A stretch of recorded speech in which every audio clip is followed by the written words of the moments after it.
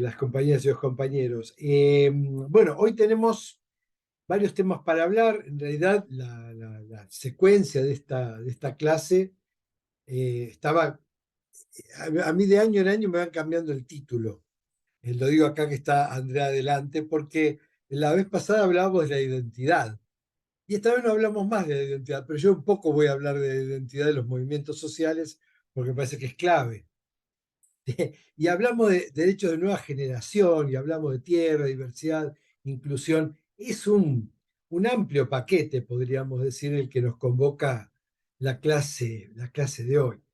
Entonces, eh, vamos de vuelta a ordenar, si pudiéramos llegar a todo, un poco hablar de movimientos sociales, un poco hablar de derechos humanos. Ustedes ya han estado hablando, así que eso lo voy a pasar rápido, pero me interesa preguntarnos qué es esto de la nueva generación, porque en realidad no es un concepto acordado internacionalmente, por lo tanto es un campo de debates. Entonces vamos a hacernos unas preguntas al respecto y después ver en qué medida algunos ejemplos de movimientos sociales van desafiando, respondiendo, interpretando los derechos en esta coyuntura. Así que yo voy a compartirles, déjenme que vea por dónde empezar. Me voy a poner aburrido en las primeras slides, voy a ir cortando y retomando, me parece, porque me gusta lo muy teórico, o sea, el núcleo así teórico duro. Interpreto que están viendo, si no es así, alguien me avisa. Bueno, primero retomar algo que dejamos como picando, decimos aquí en Argentina, de la clase anterior, que tiene que ver con un repertorio de acciones en las nuevas dinámicas de la acción colectiva, que no solo incluyen viejas formas como marchas, sino nuevas expresiones. Y en particular, en este caso, mostramos algunas de las dinámicas, algunas casi lúdicas, a pesar de lo grave de las conmemoraciones. En este caso, abajo a la derecha tiene una especie de muñeco marioneta de militares que circuló en algunas calles.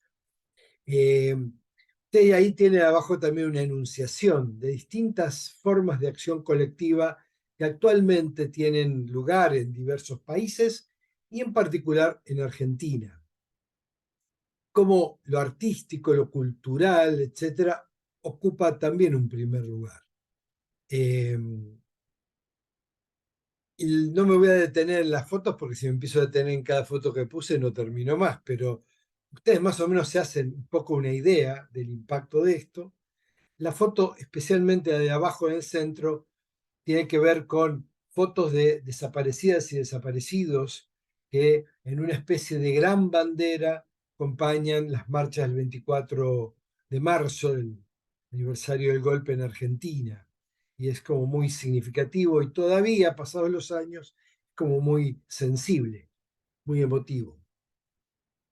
Pero más allá de las expresiones en sí, lo que vemos aquí es una gran movilización, una gran expresión pública de una organización. Y esto lo decíamos la vez pasada, pero tiene que ver con el concepto movimiento. Entonces quiero retomar un poco esta idea de los movimientos y diferenciarlos de otras expresiones de la sociedad civil. Entonces, voy a ir ordenadamente por la columna de la izquierda primero, para retomar la cuestión, que si quieren la podemos abordar y si no, la dejamos también picando, como dijimos antes, del sujeto histórico. Cuando se habla de la ciencia social, el sujeto histórico es la pregunta sobre quién genera el cambio en las sociedades. Y en la sociedad industrial, el sujeto histórico del cambio que proponía la ruptura con un orden injusto era el movimiento obrero. En otros países donde la industrialización se daba parcialmente o tardíamente, se trató también de otras formas, otras expresiones como el movimiento campesino o los mineros y sus familias. Y En el siglo XX también una fuerte expresión, como mencionamos la vez pasada, a partir del concepto de participación juvenil, del movimiento estudiantil. Entonces, estas expresiones entrelazadas muchas veces, unidas en un proceso revolucionario, a veces fueron las del sujeto histórico que se habla muchas veces de las ciencias sociales. Ahora, ese sujeto histórico se expresaba también a través de formas de acción colectiva, obviamente vinculado a ellos, las huelgas y las protestas obreras fueron significativas, las marchas de distintos movimientos, en especial de estudiantes, eh, y en la actualidad se han empezado a reproducir distintos modelos.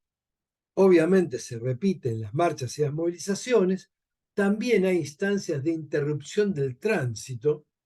Eso en el caso de Argentina tiene que ver con la crisis del 2001, cuando gran parte de estos movimientos eran de personas desocupadas y por lo tanto la huelga no tenía mucho sentido, no había dónde hacer huelga, ni siquiera fábrica que tomar, y las expresiones se volvieron la ruptura del tránsito, especialmente en caminos del sur o del norte del país, donde no había otra forma de llamar la atención. Entonces, los cortes de rutas, calles, son expresiones también de nuevos movimientos sociales.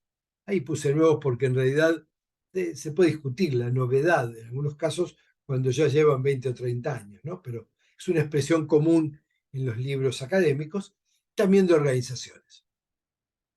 Lo que nos sugiere la columna derecha es que para que exista un movimiento debe haber una continuidad de la movilización, requiere cierta forma de organización, cierta duración en el tiempo, obviamente un tema convocante, pero eso también puede suceder en una movilización, y formas de organizar y de gestionar, es decir, de tomar decisiones, que es un tema clave porque ahí se ve cómo se distribuye el poder al interior de estos movimientos.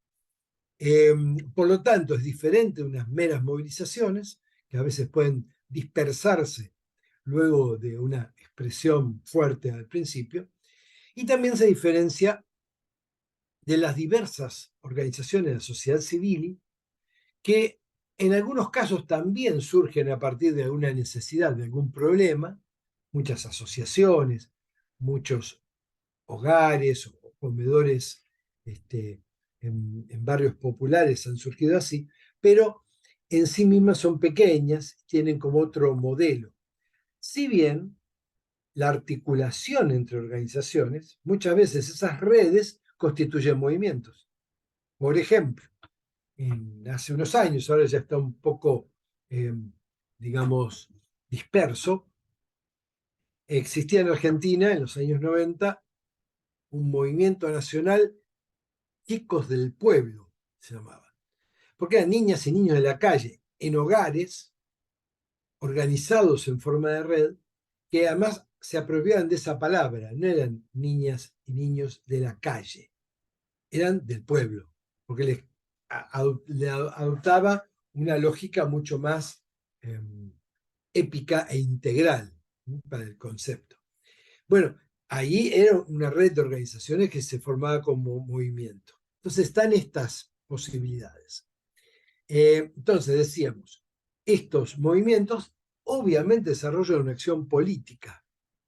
Suena a verdad de perogrullo, pero toda organización que actúa en lo público, sea planteando demandas, reclamando apoyo, reclamando esclarecimiento de alguna situación o leyes, está desarrollando acción política, aunque el fin sea, por ejemplo, un fin ecológico.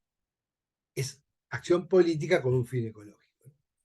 Y lo otro que está marcado allí es que predomina formas de organización interna en estos movimientos, en general apuntados a lo que sería toma de decisión horizontal. Las asambleas están mencionadas antes. Los abordajes los estoy desarrollando un poquito mejor aquí. Entonces, eh, en general, ¿cómo se estudió académicamente? Y de vuelta, si alguno le interesa, podemos ampliar o les puedo proveer de bibliografía. Esto se enfocó por el lado de varios investigadores de Estados Unidos desde el punto de vista de la elección racional y la movilización de recursos. Un conjunto de personas tiene una necesidad que quiere cubrir, decide racionalmente cuál es la mejor estrategia, organiza, ve qué recursos tiene a mano y los moviliza en función de conseguirla. Desde ese punto de vista, un movimiento social sería una lógica impecable en términos prácticos de la organización para conseguir un objetivo, no siendo ni un partido político ni un sindicato. Es una organización, es un movimiento. Por ejemplo, un movimiento de mujeres, un movimiento ecológico, como predominaron en otras épocas con esa denominación. Ahora, esto en cierto modo es un poco limitado, pero puede referirse a ciertos movimientos y no deja de ser un instrumento, porque aquí varios de estos autores, Tarrow y Tilly, por ejemplo, Jenkins habla de un modelo multifactorial, hay varios factores que lo llevan a este movimiento a formarse, pero digo, hay varios de estos autores que se ponen a estudiar qué capacidad de organización tienen, qué capacidad de movilización de recursos tienen, qué obstáculos tienen y cómo pueden llegar a conseguir el objetivo. Una cosa netamente racional que está en la base de cualquier organización. Pero para otros estudiosos, inclusive hay una crítica de Susan Eckstein, que está mencionada allí, eh, esto es incompleto, es como que le falta algo, porque tiene que ver con otra mirada de los movimientos sociales que habla de cómo se aglutina una parte de la población y cómo adopta una identidad. En ese sentido, tanto para Alain Touraine, este famoso sociólogo francés, como para Alberto Melucci, la identidad es un eje central de los movimientos sociales. Y en América Latina, muchos enfoques han tendido a la convergencia, a ver cuánto de cada cosa tiene. Porque claramente en América Latina la cuestión de identidad es central. Y en este sentido hablamos de identidad, como dice allí abajo, superando lo que sería la psicología individual, los procesos identitarios, si uno estudia psicología es una materia obvia, la identidad personal en tanto faceta política, una identidad política, por ejemplo, si uno es partidario o afiliado a tal partido en un lugar, y más que nada aborda la identidad social. ¿Cómo se construye una identidad social a partir de ciertos elementos comunes, de ciertos conceptos, ciertos valores que se comparten, de alguna historia que se construye común? En este caso de los movimientos sería historia de luchas, en muchos casos. No sé si ustedes tienen experiencia en participar de ámbitos masivos de movilización. Si lo han hecho, o si lo hacen con regularidad, o si piensan hacerlo, es interesante porque, bueno, aquí hay que ser cuidadoso, no es que estoy recomendando que se vayan a cualquier expresión este, pública de protesta, por ejemplo, de acción colectiva, sin saber en qué se están metiendo, ¿no? No estoy recomendando eso.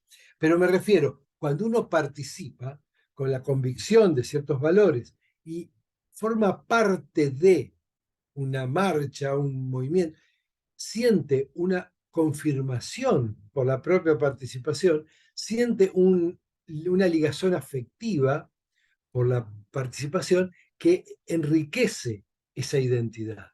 Y es difícil de traducir en palabras. Se vive más que nada desde la propia práctica. Entonces, en los movimientos latinoamericanos está este elemento muy presente. Me quiero detener un minuto en dos palabritas que están allí en la mitad, a ver si el cursor las puede marcar aquí. Bueno, no las marcó.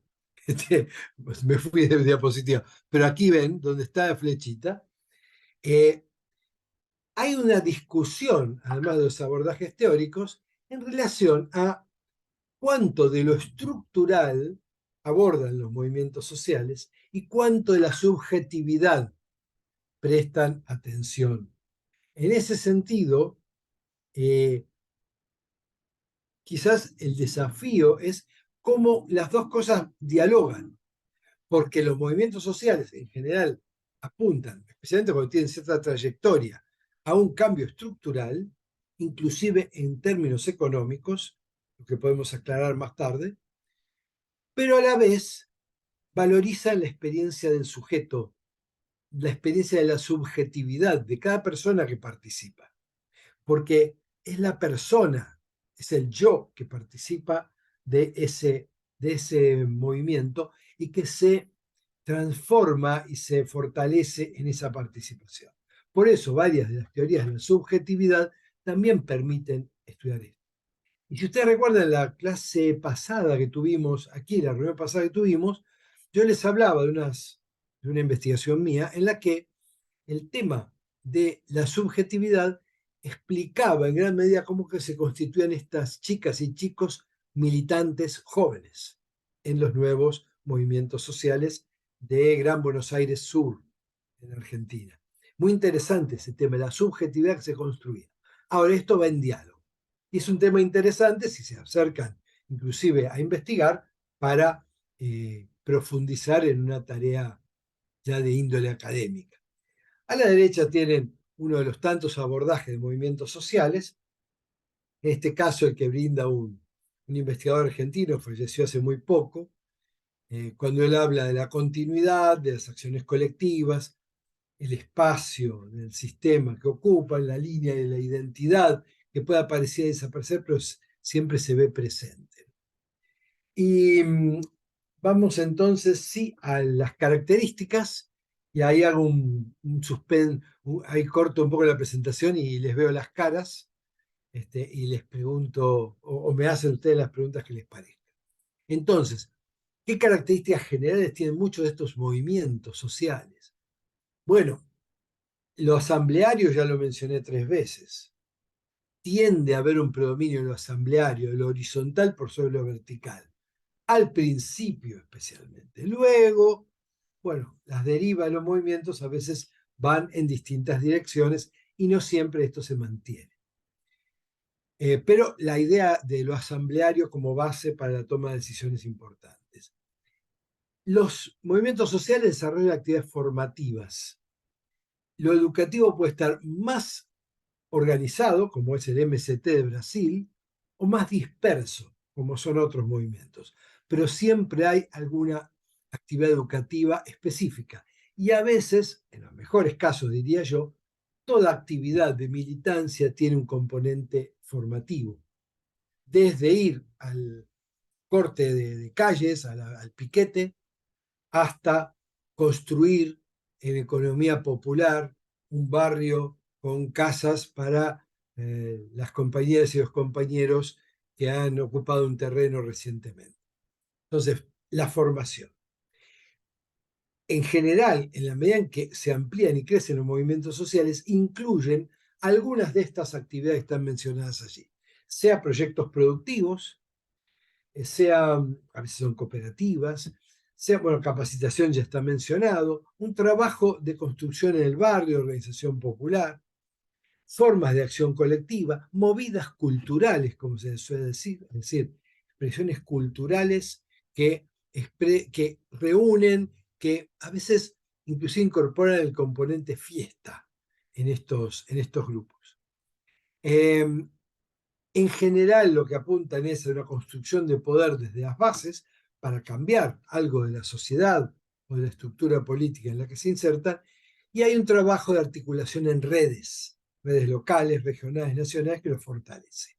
A su vez, como dice en la derecha, suele haber una mística que contribuye a la identidad propia, suele haber un fuerte compromiso con el movimiento, suele haber consignas y convicciones muy fuertes, a veces referentes políticos, referentes históricos. Hay una mirada de la historia desde la lógica de lo popular, a veces muy fuerte. Y cuando uno dialoga, entrevista o ve a esta gente, hay un nosotros o un nosotras.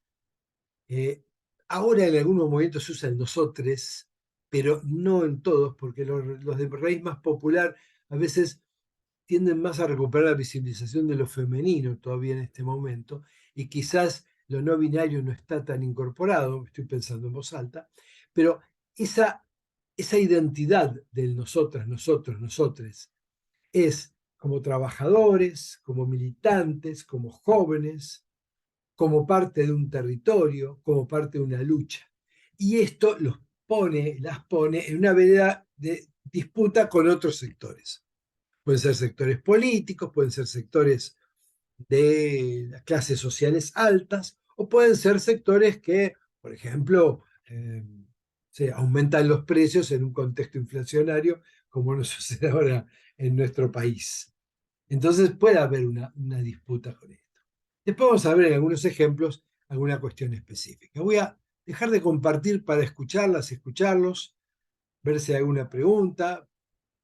Este, ¿Qué dicen?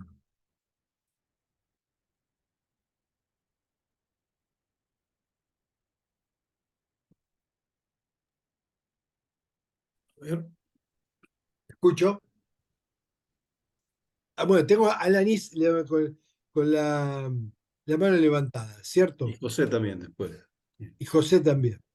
Eh, bueno, estaba viendo que pasan por ciertas partes y tienen ciertas características, pero quería saber qué pasa con estos movimientos sociales cuando consiguen su objetivo principal. Buscan un nuevo objetivo, ya no, ya dejan de estar unidos, o qué es lo que sucede. Me intriga un poco saber qué sucede luego de conseguir ese objetivo. Bueno, es muy interesante la pregunta. La respuesta es múltiple, podríamos decir. ¿Por qué? Porque los movimientos sociales son muy heterogéneos y hay diversos casos, algunos casos están muy atados a una reivindicación muy puntual y otros casos no. Ahora, por, por tendencia general, por tendencia general, al constituirse un movimiento social, es un, un conjunto que ocupa un lugar de poder. Como decíamos más temprano, desarrolla una acción política consciente. Cuando uno ocupa un lugar de poder y desarrolla una acción política consciente, generalmente busca consolidarse en ese poder para cumplir sus objetivos en un sentido amplio. Otra alternativa es que directamente se consoliden como un modelo organizativo que disputa el poder político en algunos lugares. Y otra alternativa es que al constituirse como movimiento, ve que la necesidad original, por ejemplo, conseguir trabajo, se puede satisfacer de distintas formas, pero que no basta. Que en realidad también se trata de desarrollar un proyecto alternativo por ejemplo, en la producción agroecológica. Se trata de desarrollar una capacitación, una formación, y entonces se fortalecen formas educativas, y entonces se empieza a ampliar. Entonces, hay distintas vías. En general, a partir de que se consolida, que aumentan sus funciones, que se distribuyen tareas, es difícil que desaparezca si se organiza para la continuidad y para mantener poder. Entonces, ¿ese poder dónde se va a desarrollar? Se puede desarrollar en un barrio. Pensemos en un movimiento no muy grande que desarrolla sus actividades en ámbitos barriales. Mantenerse, seguir con esa organización, conseguir beneficios, por ejemplo, de subsidios del Estado, vender la producción como cooperativas de productores y productoras en un mercado y disputar en el ámbito económico, requiere que siga existiendo y se renueva y se fortalece. Entonces, se consolida su existencia. En otros casos, y hay algún caso en Argentina, yo justo este año decidí no tomarlo, pero podríamos referirlo nomás, es el movimiento Evita en Argentina, un movimiento que adopta un montón de principios del peronismo histórico, pero es un movimiento de trabajadores y trabajadores desocupados que se forma en distintos barrios del Gran Buenos Aires y se consolida con una estructura. Ese movimiento empieza siendo un movimiento de trabajadores y trabajadores desocupados y empieza a desarrollar distintos proyectos y empieza a tener poder. Y considera el movimiento, que para lograr objetivos de cambio social significativos en un plano nacional, necesita fortalecerse e ingresar en distintos ámbitos que no son los propios del movimiento social. Entonces, algunos de sus referentes son invitados a ser funcionarios de algún gobierno, participan, desarrollan acciones políticas desde un gobierno determinado a nivel local, regional, nacional. Y a su vez, ven que con eso no es suficiente, que necesitan cambiar más las condiciones y, por ejemplo, arman un partido político. Lo inscriben como partido político y participa de las elecciones de algunas ciudades. ¿Y qué sucede? Gana en uno o dos lugares.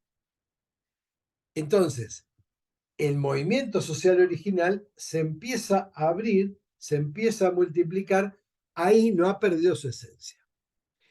Yo te mencionaba antes, o les mencionaba antes, el movimiento Chicos del Pueblo.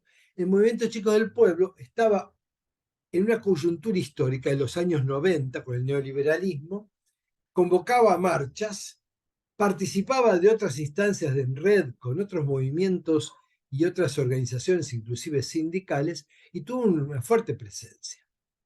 Pero ese movimiento tuvo una fuerte presencia, inclusive si les interesa después les puedo contar, porque también apelaba a las nuevas formas de expresión y hacía, por ejemplo, marchas con la consigna "El hambre es un crimen", donde reclamaban alimentos y donde repartían pan al terminar las marchas, algo también muy simbólico, porque además entre sus emprendimientos tenían panaderías. También qué interesante.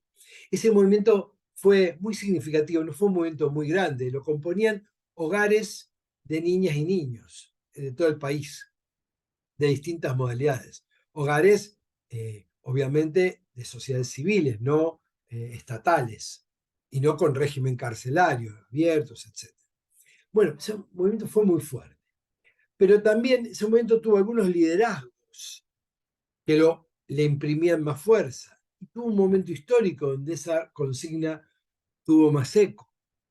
Después de la crisis, con épocas de más desarrollo en el siglo actual, sus reivindicaciones se apagaron un poco, consiguieron algunas demandas y luego los cambios en el derecho de familia también limitaron mucho la acción de algunos de estos hogares.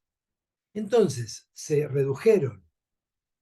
Con todo esto que te estoy diciendo, que este movimiento existe, de hecho existen muchos de estos hogares, existen los papeles, se puede encontrar a la gente, pero ya no tiene ni la movilización, ni la estructura, ni el impacto que tenía antes. Pues te puse ejemplos muy diversos, no sé si te abrumé, Alanis. No, está bien los ejemplos porque puedo verlo desde distintas perspectivas y es muy interesante, gracias. Todo esto siempre es muy interesante, la verdad a mí me fascina. Sigo entrevistando gente en distintas circunstancias y me sigue apasionando, así que... José, tenías una pregunta, un comentario.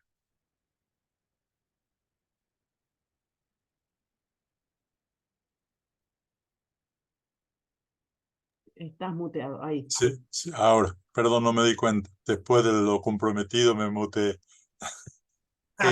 No, quería comentar que nuestras realidades son parecidas, pero al mismo tiempo también son muy diversas. Y el tema de la movilización es un dolor en Paraguay, porque tenemos muchas dificultades para realizar movilizaciones. O las movilizaciones cuando se realizan son hasta cruentas, como ocurrió más de una vez, o las movilizaciones no se hacen. Por eso que el tema de la movilización que genera un movimiento, o las movilizaciones que de repente generan un movimiento, son importantísimas y eh, romper la inercia es el tema en nuestro país, ¿verdad? Salir de la protesta pasiva de las redes y de los comentarios sarcásticos en las redes y los Twitter y todo lo demás para ir a la calle y tener presencia. Y quería compartir nada más una experiencia vivida acá en Ciudad del Este de una serie de movilizaciones que se constituyó en algún momento como movimiento, pero que después se diluyó y que tuvo un foco principal que tocó el interés de la mayor parte de la población urbana. Y fue el intento por parte del gobierno local y el gobierno nacional de nacionalizar, perdón, de privatizar el agua. Entonces, eso generó una respuesta que generó marchas, generó enfrentamientos con la policía, atropellamiento de las casas del gobernador regional. Y se prolongó a lo largo de varios meses y se consiguió evitar la privatización del agua. De ahí, conseguido el objetivo, el movimiento que se intentó de todas maneras tratar de mantenerlo se diluyó. Hoy no existe. Y hoy de vuelta tenemos otra amenaza de privatizar el agua con el nuevo gobierno.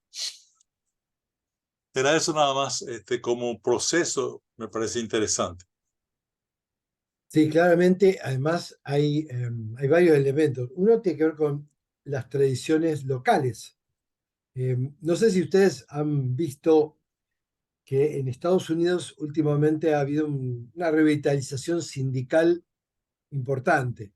Inclusive los trabajadores mecánicos, etcétera, están en una huelga muy fuerte que ha conmovido el país, inclusive llevado a varias figuras políticas a, a expresarse, a apoyar, etcétera, en algunos casos. Cuando uno ve las marchas que hacen, va cada uno con un pequeño cartel muy ordenado en un lugar porque no pueden cortar el tráfico en la mayoría de los casos. Y una especie de piquete, pero uno ve esos piquetes y ve los piquetes de aquí. Si quieren, les puedo buscar filmaciones, y es muy distinto. Tiene que ver en el ámbito donde esto se desarrolla, tiene que ver con las tradiciones y a veces tiene que ver con la habilidad de quienes lideran de llevar adelante un proceso posterior. Hay muchos factores, pero siempre es interesante investigarlo. Y, y bueno, nada, en este caso no sé qué volverá a suceder allí con el agua. Porque a veces también la memoria de lo que sucedió queda en alguna gente y eso se puede recuperar, pero hay que ver. Hay que tener mucha habilidad en esta época, mucha habilidad en las redes sociales y mucha habilidad de comunicación también. Además de ciertos liderazgos, porque en nuestros pueblos en general ciertos liderazgos se buscan y ayudan. A veces ayudan y a veces después obstaculizan. Las cosas nunca son del todo lineales. Pero bien, gracias, José. ¿Algún comentario? Carlos, a vos te tengo en dos formas. ¿Puede ser? Te Sí, veo allí. levanté la mano Ah, en una de mis formas. te veo un Carlos Ramírez y otro Carlos Ramírez 2. Suponía que eres un Sí, clon. tengo como problemas de conexión con el computador y escucho mejor en el teléfono, pero veo mejor las diapositivas, entonces me conecté dos veces. Perfecto, perfecto. Ningún Eh, problema.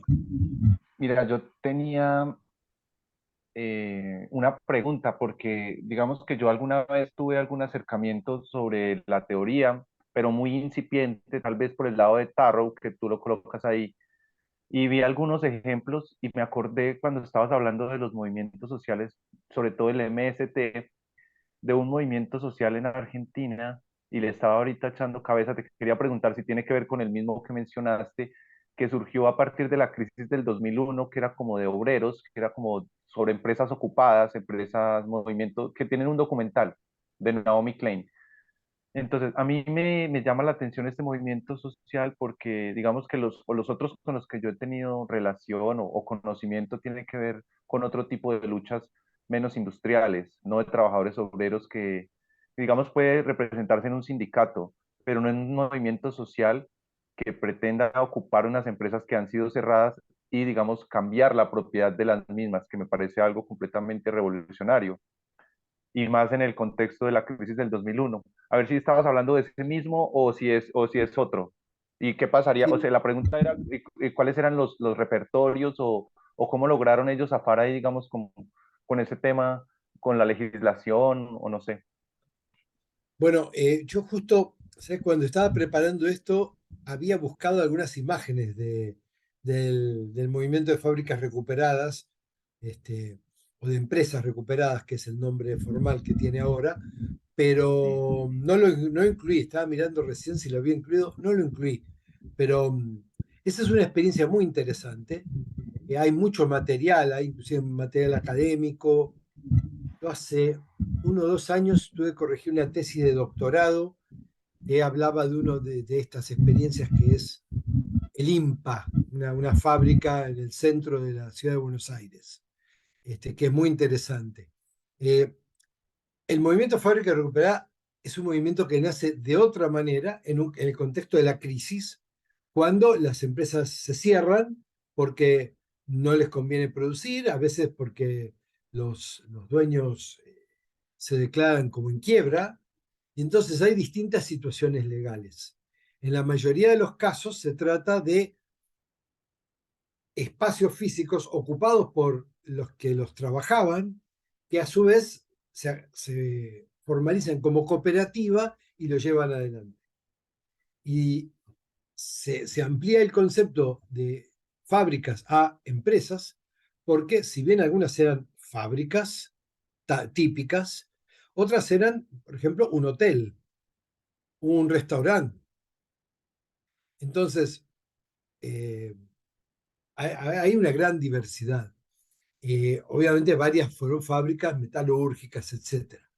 Algunas de ellas siguen funcionando y siguen existiendo como tales. La situación económica y los reclamos de los anteriores dueños, en algunos casos, se cruzaron y generaron diversas situaciones.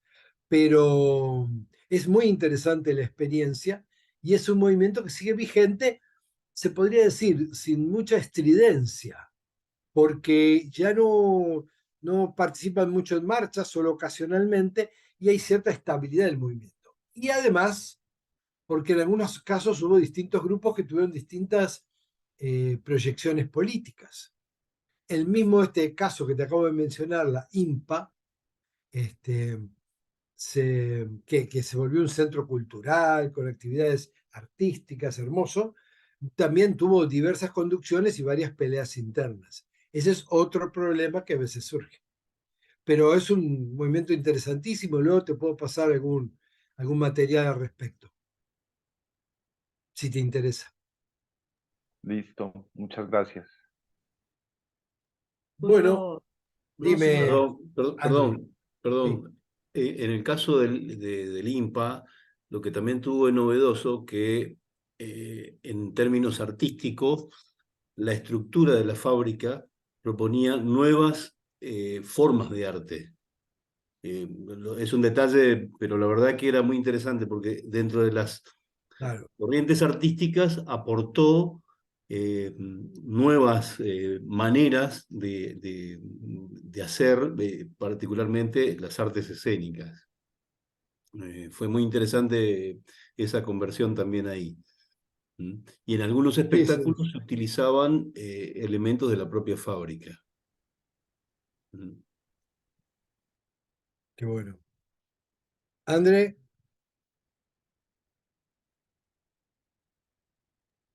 Sí, lo que quería también resaltar en relación a los movimientos sociales, que Dani lo mencionó, pero es importante recalcarlo, es el rol de las mujeres dentro de los movimientos sociales, ¿no? La participación activa de las mujeres en muchos de estos movimientos, que también tiene que ver con bueno, el sostener, digamos, las políticas de cuidado dentro de los grupos familiares, pero también son sostenedoras del cuidado hacia adentro de las propias organizaciones, ¿no? Entonces hay todo un debate dentro de los feminismos y con los feminismos populares, como decía Daniel hoy, con el lenguaje inclusivo, por ejemplo, es toda una discusión, ¿sí? Porque lo que todavía sigue en disputa es el rol de las mujeres, que son la base de sustento de muchas de estas organizaciones, pero no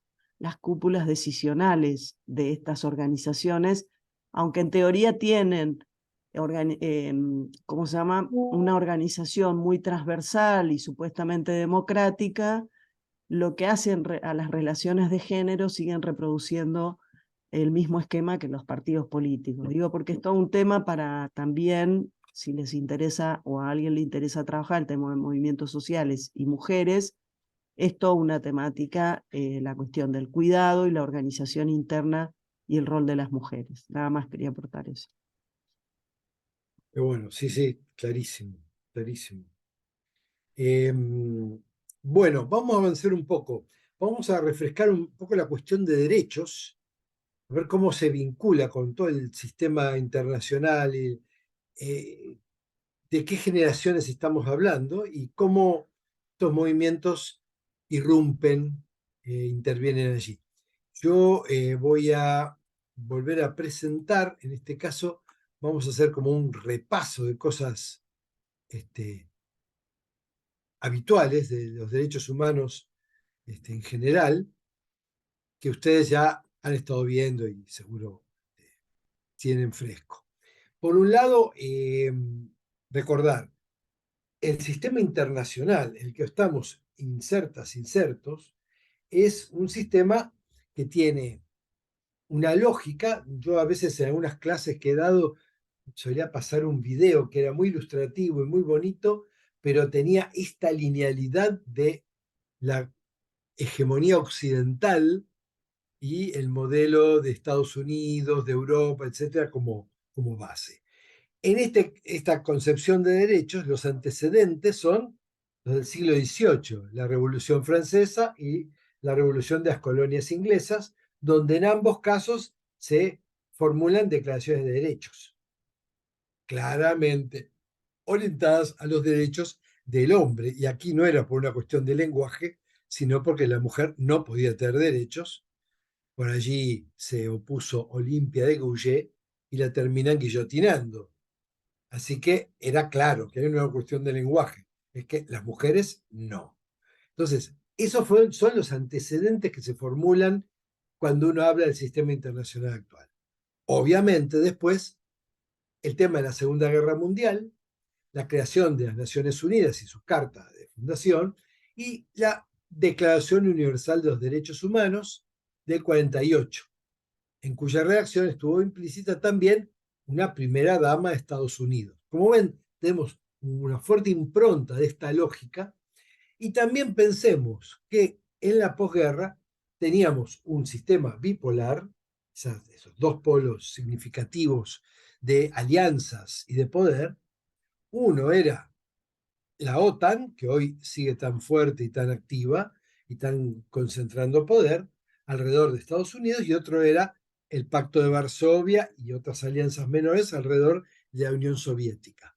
El peso de Estados Unidos en la economía mundial, en el Fondo Monetario que se crea, en el Banco Mundial que se crea, en la Organización Mundial de Comercio, que con otro nombre se crea, es significativo. La Declaración de Derechos Humanos tiene este tono.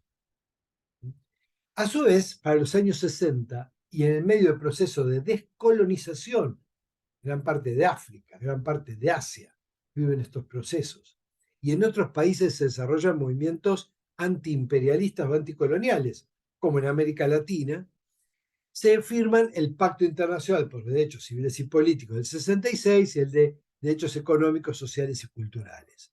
Entonces, todo esto es el gran marco. Y el sistema internacional se crea con consejos, con comités, con procedimientos especiales y con relatorías o relatores que tienen ciertas cuestiones específicas o ciertos países. Hasta hace poco yo en este caso citaba el peso que estaba teniendo la relatora de Palestina, pero a la luz de los acontecimientos de estos días ya no sabemos qué va a suceder y a las puertas de qué estamos, ¿no?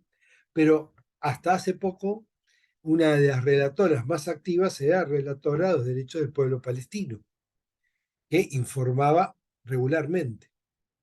En América Latina tenemos, bueno, América en realidad, la Organización de Estados Americanos y el Pacto de San José, la creación de la Comisión Interamericana de Derechos Humanos, que ha sido muy útil, que ha cumplido un papel significativo en muchos países, a pesar de que no tiene un poder de acción muy importante, pero sí de declaración, de intervención, de ir a informarse. En Argentina, en la dictadura, también estuvo presente y fue importante.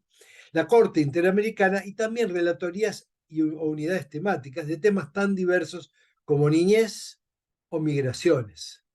Así que ahí hay un sistema internacional que para muchas personas individualmente le ha servido por lo menos para que sus casos sean conocidos. Así que no estoy hablando negativamente del mismo.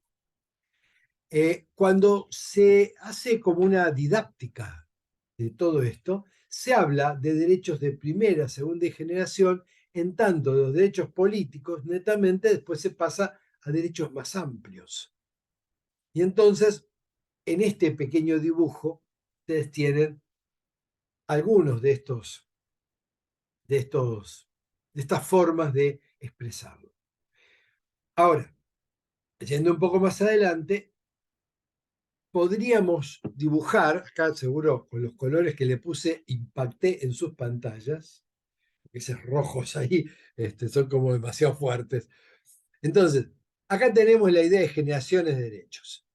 Lo que hay consenso en la primera, la segunda y la tercera, esto está como en todos los manuales, y tiene que ver con civiles y políticos, económicos, sociales, culturales, justicia, paz, solidaridad, ambiente, está a medio camino, porque para muchos las formas nuevas de concebir el ambiente tienen que ver con otra forma de expresión que no es la de exactamente fines del siglo XX, principio del XXI, que ahora tiene nuevos colores, se puede discutir.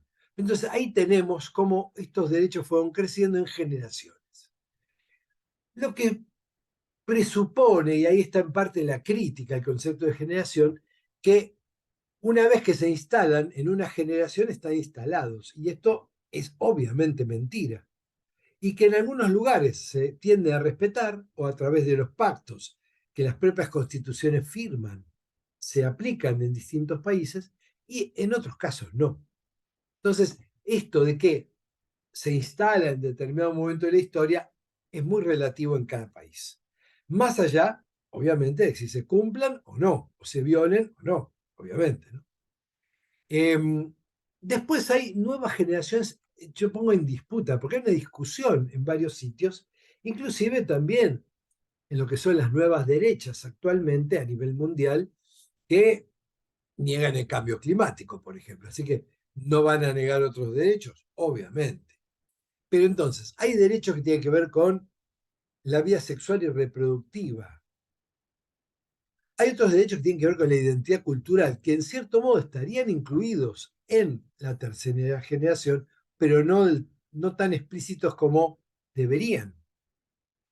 Hay otros derechos que se plantean respecto a los animales y la naturaleza. Esto puede sonar un poco extremo, pero si consideramos la cuestión ambiental, si consideramos que algunas de nuestros pueblos originarios han postulado una integridad de la naturaleza, la vida de la naturaleza, con la vida social y con el buen vivir, como se da en llamar en algunos de nuestros países, entonces tema de naturaleza habría que tomarlo en serio. No solo como una cuestión ambiental, sino como una cuestión integral para un mejor vivir. Estoy dejando como todas cosas sueltas, como están viendo. Luego, hay toda una corriente, hay varios escritos de que la cuarta generación tiene que ver con la ciudadanía informática.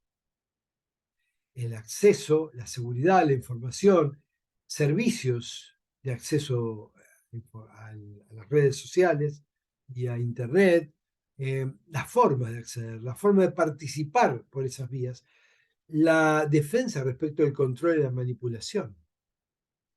Esto también está, y ahí hay varios escritos si les interesa. Y lo que yo pongo arriba de 4, 5, 6 y 7 no es broma. Si ustedes googlean, van a encontrar que hay 7 generaciones para algunos criterios, que me parece una exageración y me parece que de alguna manera desnaturaliza la idea original. En el anteúltimo punto, esto está señalado ya por muchas personas, los avances en genética y los nuevos principios éticos que despiertan son importantes. Esto será abordado en términos de derechos. La predicción genética. Había una vieja película estadounidense llamada Minority Report, reporte minoritario, no sé cómo traducirlo, que tenía iba a decir joven Tom Cruise. Tom Cruise parece que no le pasa el tiempo, parece que es de plástico, así que seguramente es un Tom Cruise como el de hoy, que hacía como de un policía, porque se podía prever las conductas criminales y detenerlas antes que tuvieran lugar. El reconocimiento facial está a un paso. Y en eso estamos involucradas todas y todos, y todes. La clonación. Esto implica nuevos derechos. Hay también unas discusiones al respecto.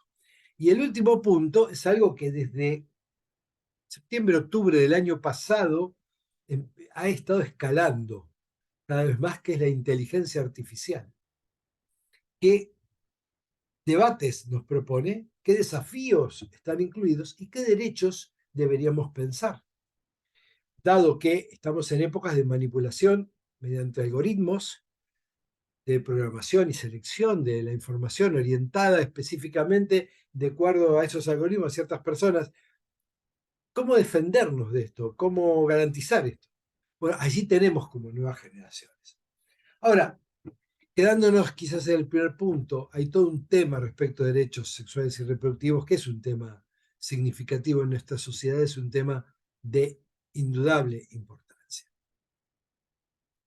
Pero además, tenemos un abanico de derechos formales de la ONU que están en los Objetivos de Desarrollo Sostenible, que ustedes conocerán porque rebotan por distintos lugares, pero que sin duda son una agenda de derechos y que está enunciada, como ustedes ven allí, en esos 17 puntos.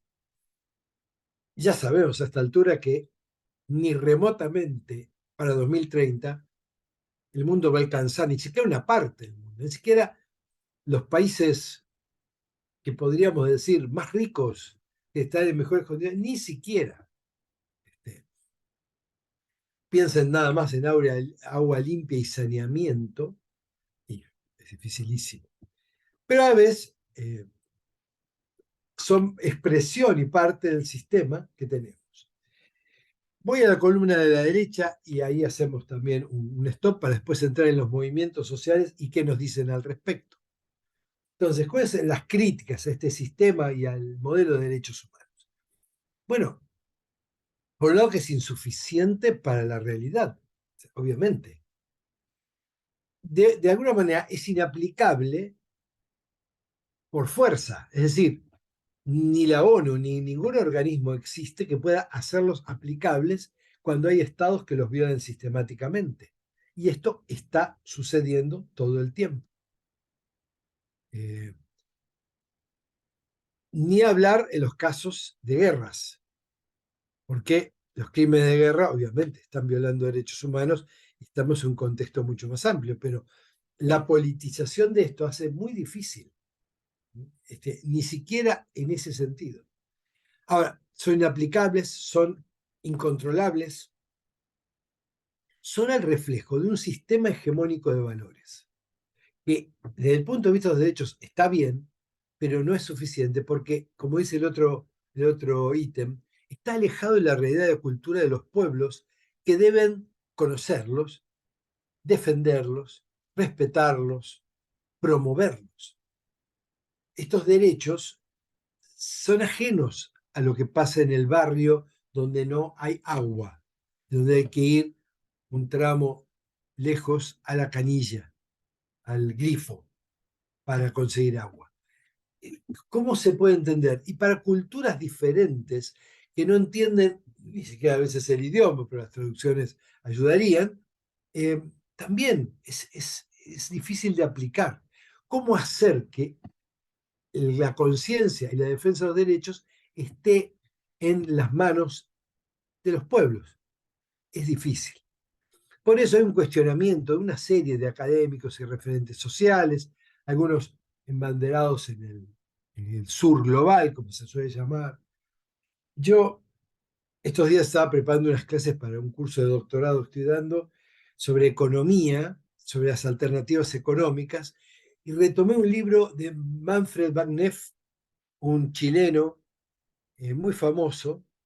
Él tiene un libro que se llama La economía descalza, y es parte de un movimiento de críticos de los proyectos del desarrollo económico que solo hacían foco en la productividad y el comercio y no en la realidad de la gente. Y él dice, bueno, pero el desarrollo es el desarrollo de la gente, de una lógica de derechos desde lo popular admirable. Magnef y tantos otros. De ahí nacen las corrientes de economía social, que desde un punto de vista hasta podría considerarse un movimiento, pero no nos vamos a detener en ello ahora. Pero entonces, ¿qué es lo que plantean esta serie de pensadores desde los años 70? En este caso, Magnef escribe este libro en el 81, junto con otros más amplio sobre desarrollo del 86. Fíjense ya cuánto tiempo, ¿no? Dice que la economía es la que hace a la calidad de la vida de la gente, y esa es la medición de la economía. El desarrollo se debe medir por ahí y no por otras estadísticas que en realidad cuentan lo que algunos se quedan y lo que la mayoría no recibe. Entonces, hay un cuestionamiento a este. Yo en los cursos suelo nombrar, aunque ahora está bastante cancelado, a Boaventura de Sousa Santos, que tiene toda una teorización que es muy interesante y es muy rescatable respecto de las cosmovisiones alternativas, inclusive del mundo musulmán, la de los pueblos latinoamericanos, y cómo construir una hermenéutica de diálogo de dos topoi, de dos concepciones que dialogan, no porque una es la que sabe y va a enseñarse a la que no sabe, sino porque ambas tienen unas cuotas de verdad y pueden construir conjuntamente. Y tanto él como otros referentes plantean que esta concepción de derechos está ligado a una modernidad capitalista que está en crisis y que concibe la economía como una producción inacabada, agotando los sistemas ecológicos y produciendo cambio climático y contaminación, y que hay que cambiar ese modelo, hay que cambiarlo radicalmente. Y en ese cambio radical también está una concepción de derechos mucho más amplia, complementaria y con los movimientos sociales. ¿Por qué? Porque los movimientos sociales expresan emergentes de necesidades articuladas institucionalmente con reclamos muy específicos. Y porque en general pueden construir modelos económicos diferentes, de distintas formas de productividad, de distintas formas de organización del trabajo, etc. Entonces, yo creo que acá me quedo, déjeme que vea, sí, vamos a dejar de compartir para dialogar un poco. ¿Qué dicen? Se me escapó Carlos.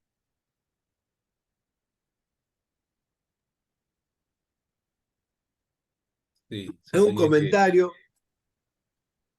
Bueno, Alanis, el primero, José y luego Alanis. Vamos a sí, invertir el orden. te levanté 3 veces la mano para tratar de comentar algo puntualmente sobre lo que estabas diciendo. Es que no te veía. Claro, Al estar presentando no te veía, disculpa. sino una de las cuestiones que nosotros estamos sopesando acá por el contacto con las comunidades originarias, notadamente pueblos indígenas del Chaco, entre ellos los ayoreo, que pugnan por seguir viviendo en aislamiento, sin contacto con la civilización, reclaman ese derecho. Y hay ayoreos que fueron cooptados por el tema religioso o por el tema económico, pero hay ayoreos que siguen peleando por permanecer aislados y tener derecho a hacer la vida que hicieron por siglos. Y es sumamente interesante. Y el otro comentario que te quería hacer cuando estabas hablando de este autor chileno, que no recuerdo el apellido, Magnef. me hizo conectar con la- las posturas económicas de allá de los años 60, 70 también, de Schumacher, que seguramente recordarás, lo pequeño es hermoso, small is beautiful, ¿no? Que también plantea justamente que la economía tendría que estar para servir al hombre, que el hombre tendría que trabajar a pequeña escala, de manera que la economía le reditúe, digamos, y no generar grandes empresas que repercutan en el PIB famoso, con el cual se mide teóricamente el progreso de las naciones, que está asignado justamente por la ideología capitalista del crecimiento permanente. En algún momento tiene que estallar, ¿verdad? Esa contradicción todavía no estalló, pero lo va a hacer en algún momento, ¿verdad? Y él propone justamente trabajar a una escala reducida. Perdón por haberme extendido. No, no, está perfecto, me parece muy interesante el aporte. Sí, desde el punto de vista de lo económico, que hay una vinculación entre derechos y economía, obviamente, hay trabajos muy interesantes y posiciones muy interesantes, pero bueno, se requiere que los propios movimientos que tienen más peso para imponer la agenda pública también lo vayan protagonizando. Porque hay muchos aportes académicos y hay inclusive economistas y cientistas sociales muy significativos en el mundo de las universidades que apuestan por esto, pero esto tiene que llegar, tiene que ser la voz y la palabra y la construcción de poder de movimientos sociales para que sea efectivo, ¿no? Pero sí, gracias, gracias. Alanis, Bueno, justo cuando estaba mencionando los objetivos y las metas de desarrollo sostenible, estoy trabajando en una investigación con mis compañeras acerca de la pobreza que hay en el Perú y hemos estado recibiendo constantemente documentos, hemos estado viendo y lamentablemente Naciones Unidas ha monitoreado cómo estamos yendo y nos ha mencionado que para el 2030 no vamos a llegar al objetivo de hambre cero. Ya de por sí dijo que no se va a poder llegar. Y para hacer como que un poquito más complicado todo esto, Perú no ha mandado todo el informe necesario para ver cómo está evolucionando. Y en la investigación que hemos estado realizando también, nos estamos preocupando un poco porque también va a ser imposible poder llegar al objetivo, que es agua limpia y saneamiento, porque en el Perú no está habiendo un sistema de agua correcto para todo el Perú. Hay mucha desigualdad. Y justo cuando mencionó todos esos objetivos, me acordé de todo esto y me gustaría preguntarles cómo ustedes están proyectando a Argentina para estos objetivos. ¿Cuál creen que podría ser como que el punto débil en el que sienten que están flaqueando un poco? a ver, no sé si Andrea querés contestar. No, yo digo que nos mudemos a Perú, porque... Uy, Alani, una pregunta muy difícil por varias razones. Argentina ascribe, como todos los países, especialmente del sur global, que somos los que sufrimos todas las consecuencias de lo que no se hace para llegar a las ODS, y trata de mantener sus debates y sus discusiones. Acá el problema, entiendo yo, por lo que entiendo, es la gran discusión que tenemos desde nuestras regiones, que es qué hacemos con los recursos naturales, ¿sí? O los recursos extraíbles y no extraíbles por el momento que tenemos en nuestros territorios y que son motivo de disputa permanente en relación a las ODS. Digo, el tema del agua es un gran tema porque hablamos de aguas saneadas, al mismo tiempo que quienes dictaminan todo esto imponen a nuestros países, en el caso de Argentina, el Fondo Monetario y otros países, el uso extraccionista, digamos, de nuestros recursos, incluido el propio agua. Entonces, ¿qué hace Argentina? Si yo te tengo que contestar desde la vida cotidiana nuestra, lo que puede. ¿Qué hace en términos políticos? Lo que la dejan. Y a eso se suma, eso en términos internacionales, ¿no? Y a eso se suma la cuestión política interna que tiene que ver también, y acá se anuda con otro gran problema que no está en las ODS porque nadie lo quiere incluir, que es el tema de la corrupción. Nuestros países, y yo no soy adscrita al discurso de, ay, todos los políticos son corruptos, ni mucho menos, no tengo eso, pero digo, un problema central que va en contra del desarrollo de nuestros países es la corrupción. Y no es solo la corrupción de la política. La evasión impositiva, la extracción de dinero de nuestros países a paraísos fiscales, ¿sí? por intereses nacionales e internacionales. Ponen en cuestión para nosotros la posibilidad de llevar adelante las ODS, porque estamos hablando de objetivos del desarrollo sustentable. Entonces, ¿cómo nuestros países van a tener desarrollo sustentable? Ya me puse trosca hoy, Daniel, ni siquiera... Yo te di pie. Ya ni siquiera entré en el discurso del peronismo, sino del trotskismo duro, pero digo, que son temas porque digo, ¿quiénes son los que escriben las ODS? La primera, para mí, pregunta que hay que hacerse en relación a estas cuestiones. La segunda cuestión es, ¿quiénes hacen que en nuestros países se sostenga el seguimiento sobre las ODS? Y la otra cuestión es, ¿quién financia las ODS? ¿No? El cumplimiento de los objetivos del desarrollo sustentable. Entonces, todos ahora nos estamos dando cuenta que no los vamos a alcanzar. Mi gran pregunta es, y lo digo en términos genéricos, la Argentina incluida, ¿en serio no lo supimos desde el principio cuando escribimos y pusimos esos hermosos dibujitos en un papel que eran inalcanzables para los países del sur global especialmente? Si justamente el problema es, entre otras cosas, el extractivismo, ¿sí? El vaciamiento financiero de nuestros países, digo, el hecho de que haya paraísos fiscales, inclusive dentro de la propia América Latina, digo, nosotros tenemos uno muy cerquita aquí, por favor, los hermanos uruguayos no se ofendan, pero nosotros tenemos nuestro propio paraíso fiscal en el Uruguay, donde millonarios y millonarias argentinas tienen su dinero ahí para evadir los impuestos en el país.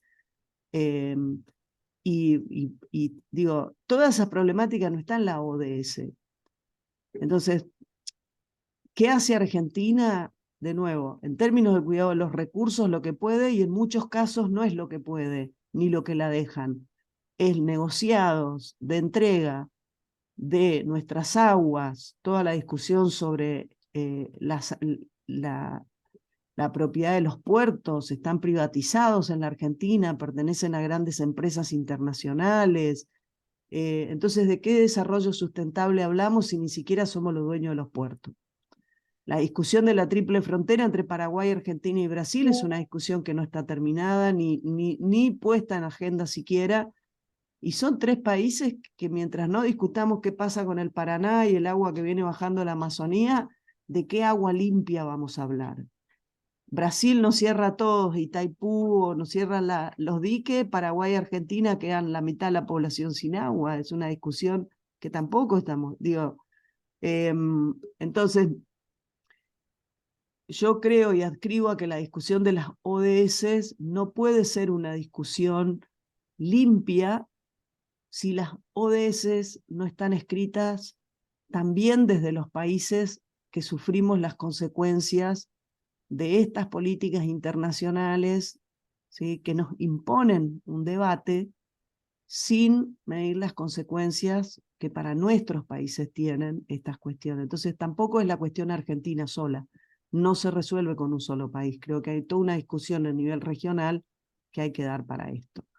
Y ya me salí de esquema académico, entramos.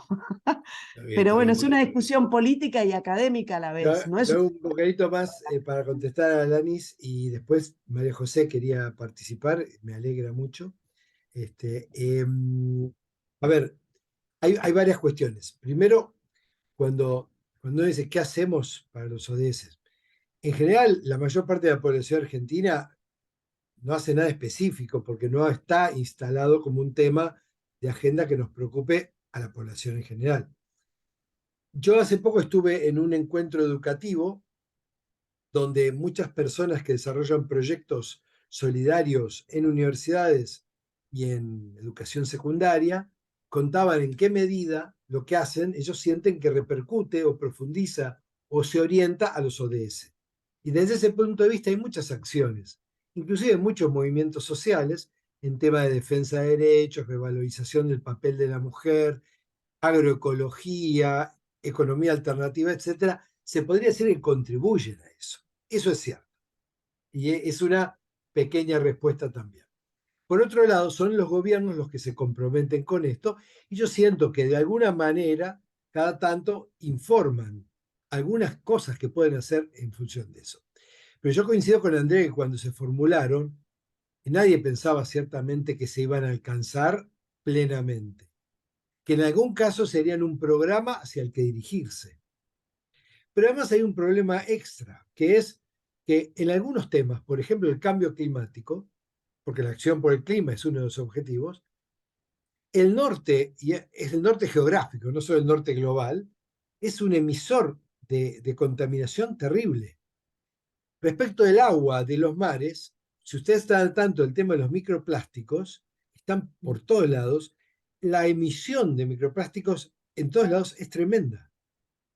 Después, la mayor potencia hasta ahora, que es Estados Unidos, es una gran contaminadora y es un país que no está apuntando a los objetivos. La pobreza y el hambre en Estados Unidos han crecido de manera geométrica en los últimos años. Y se ve en las calles, se ve en volúmenes pocas veces vistos antes. Entonces, estamos en graves problemas para ir a los objetivos. De todas maneras, no dejan de ser una agenda aceptada, acordada, que tiene unos buenos títulos. Falta bastante más, y me parece que por ahí, volviendo al tema movimientos, de allí se puede apuntar a algo, pero no sé mucho más. Bueno, Alanis, te hemos abrumado. Y Tengo a está María María José, que quería compartir algo. A ver. No, es que justo iba a mencionar algo que mencionaste, ¿no? Que mucho tendría que haber, o sea, se tendría que haber visto una visión con el tema de las ODS, o sea, tenerlo como base, básicamente, y adaptarlo a las distintas sociedades, porque bien cierto, no es lo mismo hablar de una cultura de reciclaje, pongámosle, acá en Sudamérica, que hablarlo en Europa, por ejemplo, ¿no? Entonces, el tema de las ODS, como mencionaba Andrea, es que se ha visto desde una sola visión, ¿no? Y se ha tratado de globalizar, ¿no? Y se ha globalizado y se indica, no, es que se tiene que hacer así y tienes que hacer esto y tienes que hacer lo otro, porque las ODS están interconectadas. Tú tienes que avanzar primero en una para luego avanzar a la otra y así, ¿no? Entonces, es un tema complicado y es un tema que es complejo y también algo, sobre todo acá en Perú, faltan instituciones que se dediquen a ver los puntos de las ODS, ¿no? Y asimismo, tampoco se toma en cuenta que existen países, ¿no? Que se encuentran en conflictos y crisis, ¿no? Entonces, para 2030 iba a ser imposible llegar al, al objetivo.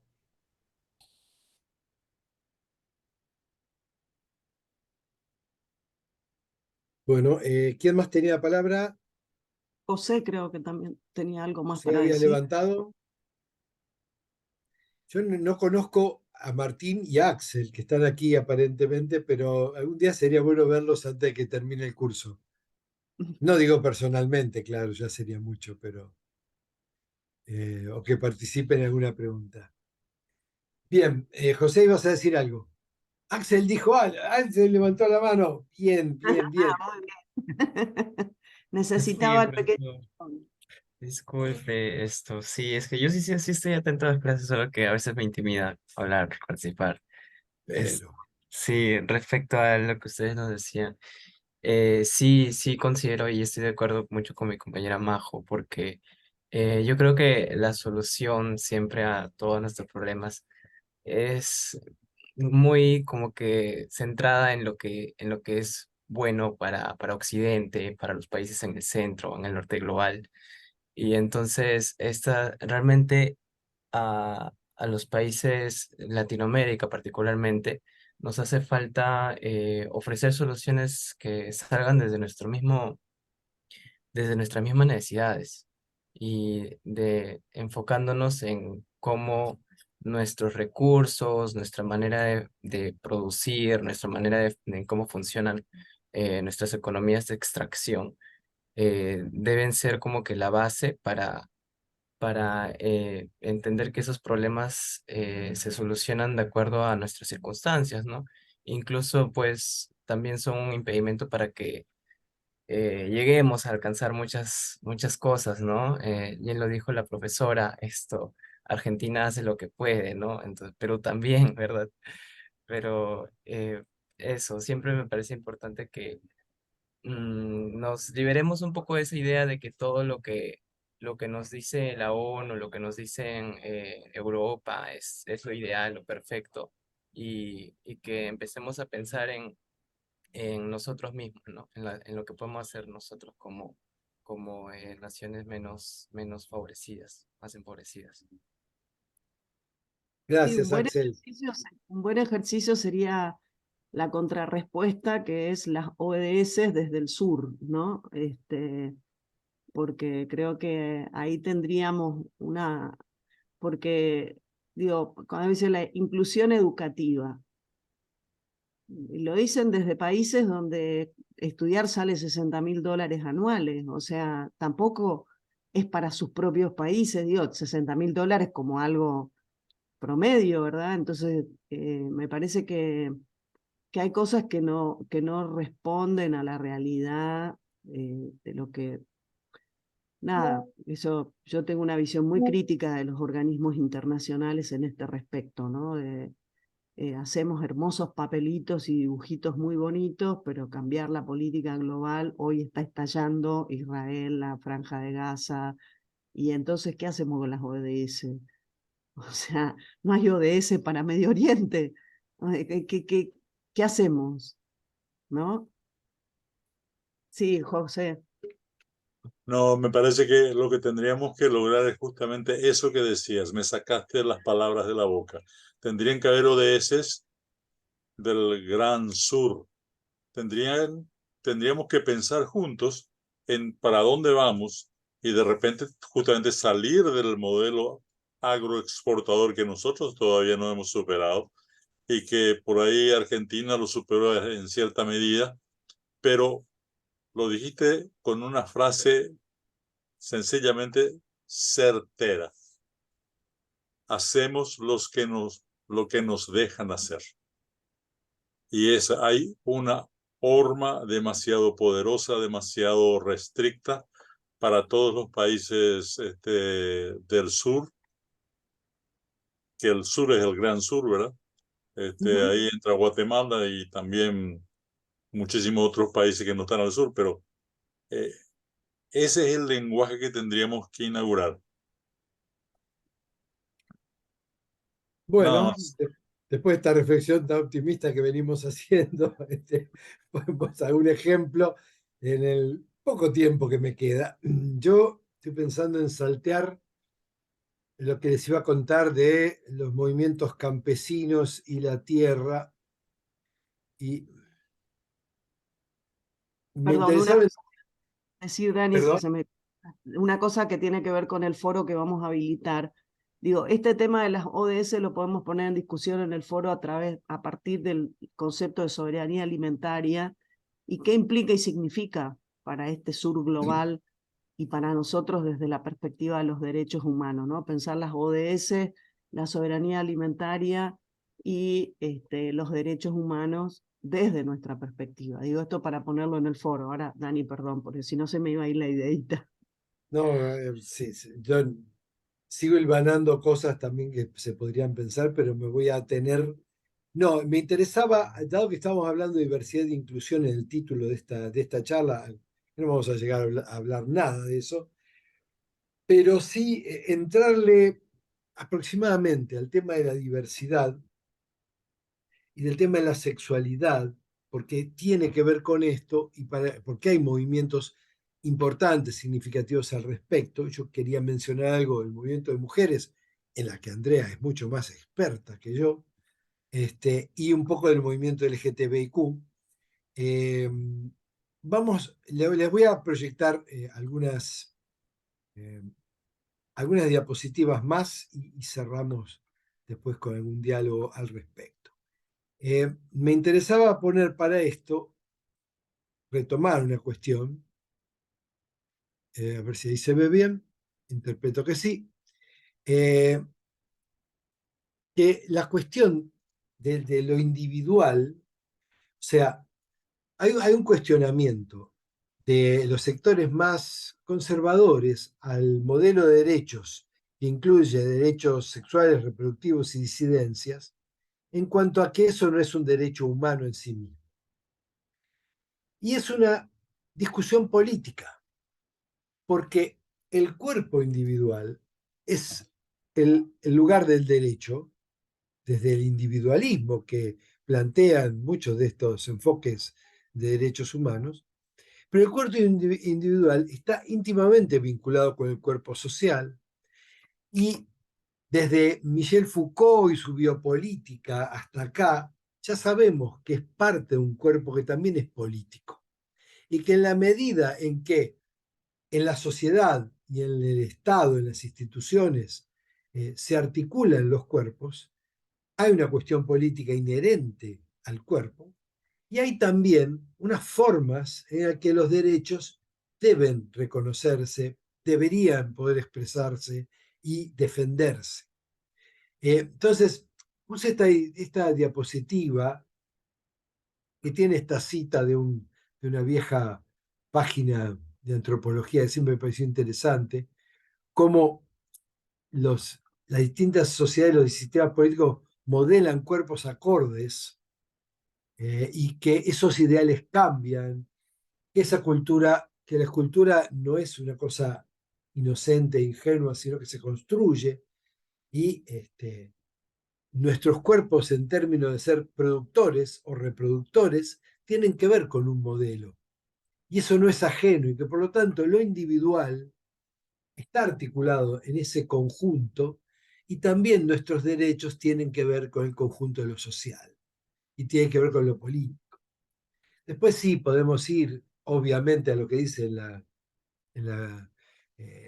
recuadro de la izquierda en cuanto a cómo el cuerpo individual es armado, modificado por la escuela, por la educación en general, por la política, los proyectos políticos generales, tanto sea de promover, defender, igualar o desigualar a las poblaciones, obviamente por el ejército del orden público en su conjunto, por la sanidad, por lo que es el sistema sanitario de cada país, por las religiones. Entonces nuestros cuerpos están articulados con todo esto y esos cuerpos son sujetos de derecho. Y por lo tanto, entonces, los movimientos de mujeres, por ejemplo, han surgido y se han ido constituyendo en un núcleo central. Yo no me da el tiempo para detenerme, pero en Argentina, que es a donde está enfocada esta diapositiva, hubo siempre movimiento de mujeres. Antes, como decíamos la otra vez, esas madres de Plaza de Mayo que le imprimieron su propio protagonismo y su estilo, también hubo movimientos de mujeres desde los distintos partidos políticos y la participación de mujeres en ellos. Por ejemplo, los socialistas. El Partido Socialista tuvo fuerte presencia de mujeres socialistas. En alguna menor medida, el Partido Radical de Argentina, la Unión Cívica Radical. Las anarquistas fueron muy importantes, como lo mencionamos en su momento. Y el sufragio en Argentina, la lucha por el sufragio pleno, con mujeres incluidas, estuvo desde los primeros años del siglo XX a través de una mujer que se llamaba Julieta Lanteri, cuya trayectoria no tengo tiempo de exponer, pero si quieren la pueden googlear. Indudablemente el voto femenino con el papel de Eva Perón y el Partido Peronista Femenino, que ya mencionamos en otro evento, también fue significativo, y después claramente grupos feministas. Una vuelta a la represión durante la dictadura, las dictaduras, leyes que empezaron a tratar de garantizar la presencia femenina posteriormente y las luchas, el protagonismo de las mujeres y la lucha por el aborto legal, etcétera, etcétera, han sido un marco de estos últimos años. Después ustedes tienen allí en la columna de la derecha algunas organizaciones. Quiero detenerme en dos elementos. Por un lado, en el proceso que significó el Ni Una Menos, que se hizo movimiento en la práctica también, desde el 2015 se expresó a partir de un femicidio terrible de aquel entonces, y la lucha, que sin embargo no logra hacer mella en una cultura fuertemente machista, indudablemente un capitalismo fuertemente machista, y ahora con algunos sectores que están como en franco retroceso a partir de las discusiones políticas de uno de los candidatos que tenemos en Argentina, que está ocupando un centro de escena terrible, ¿no? Que ahí hay mucha misoginia y mucho destrato al movimiento feminista. Entonces, algunas experiencias de los feminismos en Argentina son las que están mencionadas acá, y el encuentro de mujeres que se hace desde 1986 en Argentina es un hito muy significativo, que ahora se ha visto alentado por discusiones. Ustedes tienen ahí abajo a la izquierda un cartel sobre la discusión de la denominación del año pasado, encuentro plurinacional, de mujeres lesbianas, trans, travestis, intersexuales, bisexuales y no binarias. Entonces, estas discusiones se van ampliando, pero es un movimiento de mujeres significativo que ha impreso además una fuerte discusión de la economía feminista, no solo de la economía del cuidado, sino de la economía que el feminismo puede promover, que es más amplia que la economía del cuidado, que sin duda es importante. Y por otro lado, todo lo que hace a la discusión de la diversidad sexual. Estuve curioseando algunas cosas, tenía un número anterior de la revista Controversia del CINEP de Colombia, que es muy interesante y que marca los distintos debates, distintas cuestiones que se incluyen en este gran paraguas, que es la diversidad y los derechos vinculados a ellas. Es inabarcable en este caso. Yo acá puse solamente algunos flashes, algunas expresiones que en este momento tienen lugar. Voy a hacer un comentario final después de esto, pero acá hay una movida de Buenos Aires de este año, del 23, unos paneles que hubo, unas viejas escuelas de formación política y la revista que les mencionaba. En Argentina, la politización de las identidades sexuales tuvo un proceso de algunas agrupaciones feministas, como la Unión Feminista que yo marco allí, de algunas agrupaciones que se caracterizaban como homosexuales, el Frente de Liberación Homosexual del 71, por ejemplo, una época de mucha represión en la dictadura militar, la aparición de algunas organizaciones como la denominada Comunidad Homosexual Argentina en el 84 y la aparición de un amplio movimiento ya más LGBT, una emergencia de la denominación queer en muchos espacios y las nuevas configuraciones identitarias que ahí surgen. Esto empieza a tener presencia en la calle y hay varias leyes, entre ellas la Ley de Unión Civil del 2003, la Ley de Matrimonio Igualitario y la Ley de Identidad de Género, que se refleja en el documento de identidad que está en ese pequeño logo que ustedes pueden ver allí. Tengo como cita ahí abajo a Ernesto Mecchia y su El tiempo no para, los últimos homosexuales cuentan la historia. Mecchia es un investigador de la Universidad de Buenos Aires y es muy interesante su relato de cómo fueron tomando presencia en estos últimos años, fueron cambiando las dinámicas de la militancia homosexual de entonces. Voy a dejar de compartir ya porque el tiempo nos está apremiando. ¿A qué voy con todo esto? Que todas estas expresiones de la diversidad sexual, conformadas en agrupaciones, en movimientos, han sido significativas y han logrado cambios que han tenido consenso en la población. Y eso es muy importante. Y marcan de alguna manera las luchas, de alguna manera las actualidades y los desafíos de hoy del movimiento, de un amplio movimiento que englobaría, en este caso, a las diversidades. Y que también tiene una serie de derechos adquiridos que no están garantizados. Y de vuelta, yo les mencionaba estas disputas de nuestra política interna.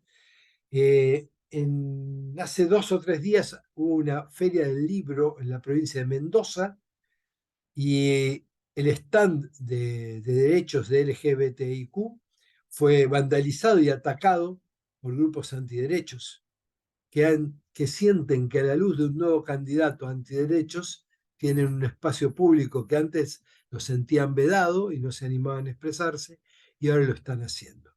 Entonces, estos derechos se conquistan, los movimientos sociales son imprescindibles en la conformación de agenda y de la lucha por estos derechos, pero además las conquistas no están garantizadas.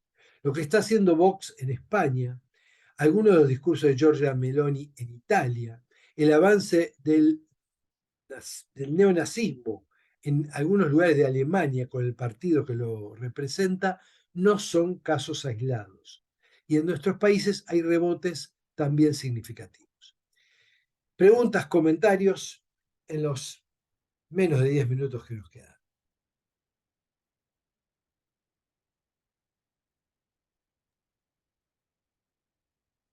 A ver. Sí, escucho. No escucho. Bien. Quedaron mudos. Bueno, Mudes. quizás también las compañías y los compañeros latinoamericanos también, por ahí las realidades locales, estas luchas tienen diferencias, ¿no? Específicamente más en el colectivo queer, por definirlo más genéricamente. No tal vez en las luchas de las mujeres, porque tanto en Perú como en Colombia, inclusive en Colombia con unos movimientos femeninos muy fuertes, como en Chile, que yo conozco, hay movidas muy interesantes. Ignoro yo el caso de Paraguay en este caso. María José, tenés la mano levantada. Sí, una consulta con respecto al concepto de cuerpo individual. ¿Nace a partir del feminismo como tal, o sea, netamente, o se viene viendo de otros movimientos antes de este boom feminista, ¿no? Actual, por así decirlo. Yo creo que ahí te puede contestar un poco más Andrea, pero hay un proceso que uno puede ver cuando uno mira un poco a la distancia de la constitución de estos colectivos, que es muy rico y tiene una larga historia.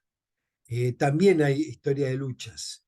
inclusive de organizaciones populares de mujeres, inclusive de debates que articulan, que es algo que aquí no apareció y no me detuve, que articulan lo que se llama interseccionalidad, es decir, la cruza de género, etnicidad,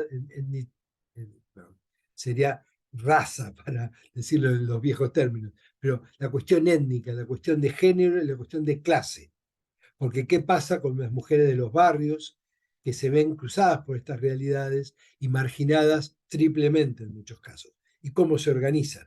Ahí hay un debate por darse también. André, vos tenés más datos de lo que pregunta María José. Si entiendo bien la pregunta, María José, a ver, en realidad la conceptualización, no la conceptualización, la concepción del cuerpo individual no es del feminismo en sí, es un concepto de la modernidad en relación a vincular el cuerpo como parte de una propiedad individual. Lo que hace el feminismo, o la lucha de las mujeres por el reconocimiento de los derechos de nosotros, es sostener la acción política sobre la individuación del cuerpo femenino, ¿sí? Pensemos en los primeros movimientos feministas y demás, de que mi cuerpo es mío en relación a los derechos que nosotras podemos tener a decidir sobre nosotras mismas, poniendo al cuerpo como el lugar de disputa.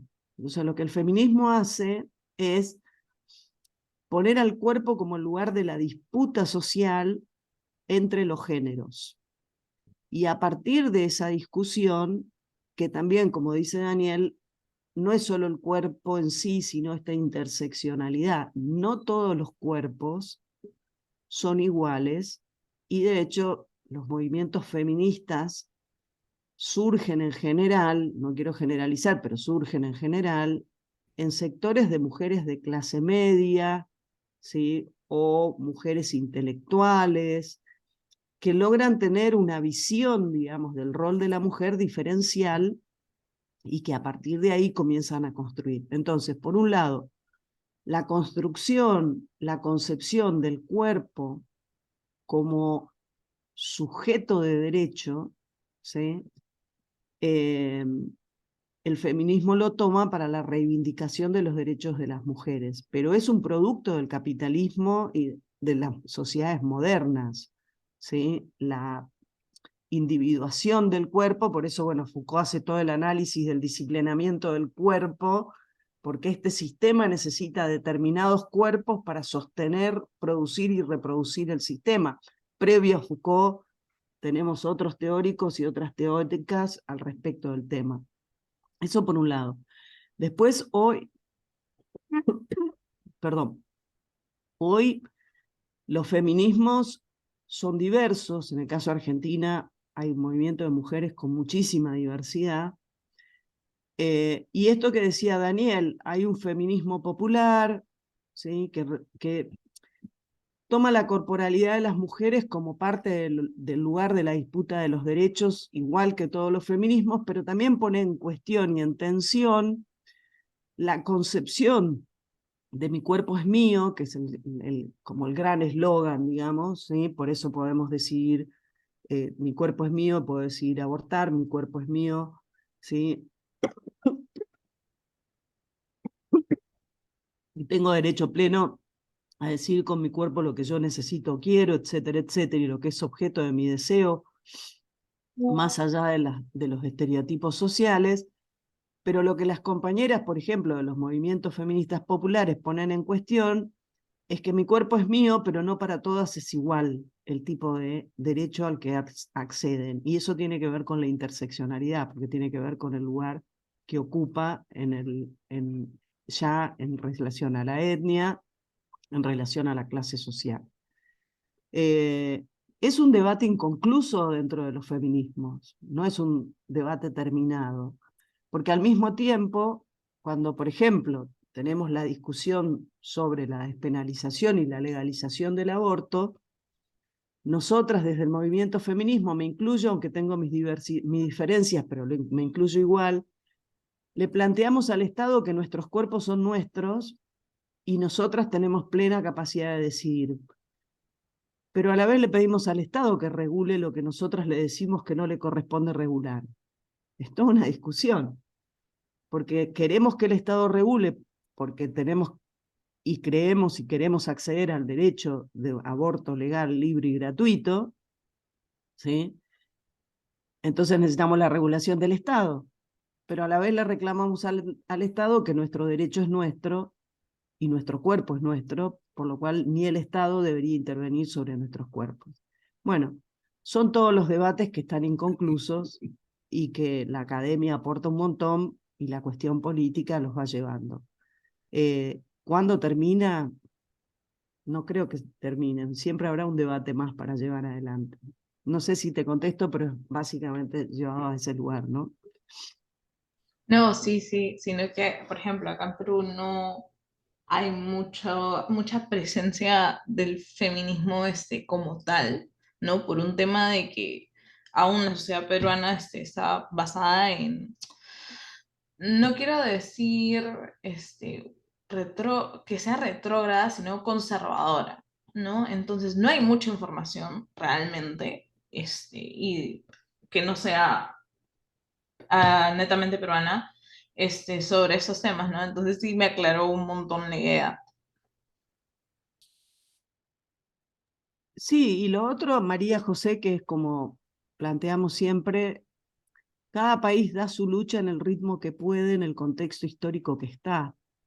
Entonces los movimientos de mujeres también, hoy por hoy, en realidad a nivel global, los movimientos de mujeres y los movimientos feministas, estamos planteando una agenda y llevando adelante una serie de reivindicaciones que ponen por delante discusiones políticas que no se estarían poniendo de otra manera. Pero yo creo que en todas las sociedades, especialmente nuestras en América Latina, yo no diría ni conservadores ni retrógrados. Creo que los momentos históricos van generando tensiones y disputas. Y creo que ahí el movimiento de mujeres va filtrando, va pasando por la fisura, diría Foucault, del poder y generando esas rasgaduras que podemos generar para hacer el cambio, ¿no? Pero si no, estamos cometiendo estamos trasladando una discusión también dentro de los feminismos, que es cuando los feminismos de un país o de una cultura le dicen a los otros feminismos los que les falta, ¿no? O lo que no tienen. Pero el contexto histórico de cada país determina la lucha y la posibilidad de avance o retroceso de algunas cuestiones. Nosotros en Argentina, sinceramente te lo digo, como parte del movimiento de mujeres y feministas, tenemos 2 semanas por delante, estamos en alerta y movilización esperando a ver qué pasa con las elecciones. Porque una cosa es que gane, no sé, Massa o hasta inclusive Patricia Bullrich, y otra cosa es que gane Milei. Entonces, para nosotros en el movimiento feminista se nos presenta una coyuntura compleja, ¿no? Pero bueno, habrá que ver. Bueno, creo que estamos en el horario que corresponde y Sí. vamos a cerrar entonces, Fabio. Sí, estamos aquí. Bueno, chicos, recuerden que tienen que hacer sus trabajos y el viernes es el plazo final. Después lo iremos revisando nosotros con Andrea. Cualquier consulta que tengan respecto del trabajo, nos pueden escribir vía mail. En este caso decidimos no abrir foro porque, bueno, son personales los trabajos. Entonces, directamente las preguntas o dudas que tengan las hacen vía mail o a Andrea o a mí.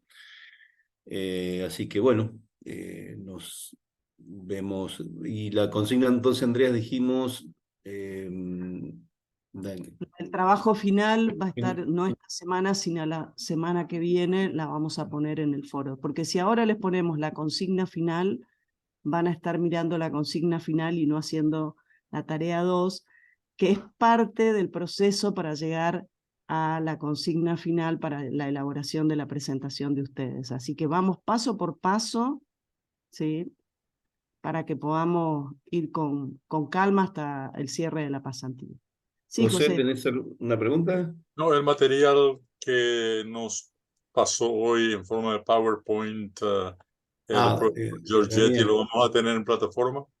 Daniel se comprometió en este momento conmigo a pasármelo para que lo suba a la Yo plataforma. nunca pasó nada. Como queda grabado, Claro, digo, pero en queda este grabado. momento ustedes no vieron, pero se comprometió conmigo a pasarme todos los Voy a materiales pasar. de este y las otras Tengo que clases. seleccionar qué es lo que vimos y qué es lo que no vimos para no ponerles cosas que no van al caso. Claro. Gracias, José. Todo es útil, todo es útil. No, sí, porque lo necesitan para las Me citas de despido. trabajo. Claro. Sí. Nos despedimos. Buenas Gracias. noches.